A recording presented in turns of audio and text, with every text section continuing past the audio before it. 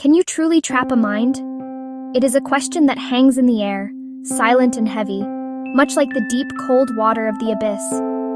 We ask this not of a person, but of a creature born of the ocean's ancient alien wisdom, the octopus. Imagine a being with a brain in each of its 8 arms, a creature that can taste with its skin and pour its boneless body through a hole the size of its own eye. Can such an animal, a veritable ghost of the sea, be confined within the rigid, unyielding walls of a man-made prison, even one designed to be a paradise? We place this creature, this marvel of evolution, into a carefully constructed world. The act of sealing the lid feels final, a definitive statement of control. The substrate is a bed of fine, white aragonite sand, dotted with smooth, dark river stones and the empty, spiraled shells of long-gone mollusks. To the left, a miniature grotto is formed by a piece of live rock, pitted and porous, teeming with hidden life. A small colony of zoanthids, like a patch of neon green and electric orange flowers, pulses gently with the subtle current. For hours, the octopus remains a part of the landscape. A stillness so absolute it feels unnatural, a held breath in the heart of the miniature world. Then, a ripple. It is not a movement, but a change. A wave of color, a dark inky purple, flows across its skin. The creature, once a convincing imitation of a rock, now asserts its presence, its form coalescing from the background like a phantom. One arm, then another, detaches from the sandy floor. Each sucker on the underside of its arms acts as a nose and a hand, gathering thousands of points of chemical and tactile information. The octopus glides across the sand, its body flowing like liquid mercury, its 8 arms trailing behind in a Medusa-like tangle.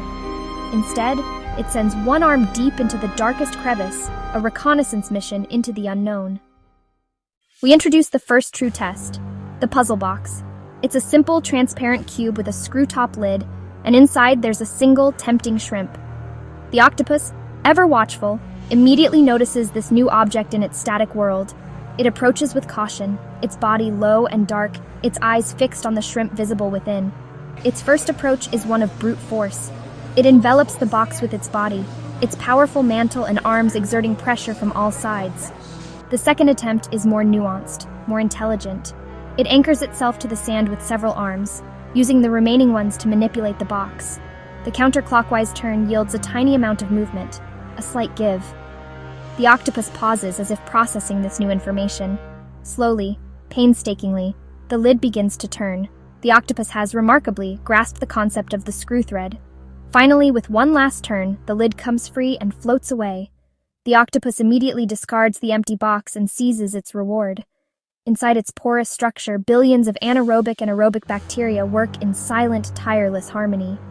A handful of nacerious snails stay buried in the sand, only emerging like tiny periscopes when they sense uneaten food. Small, hardy hermit crabs, wearing these colorful, borrowed shells, scour the rockwork for algae.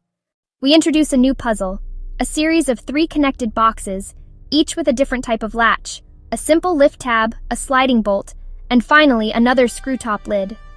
This is a test of sequential reasoning, of understanding that one problem has to be solved before the next one can even be attempted.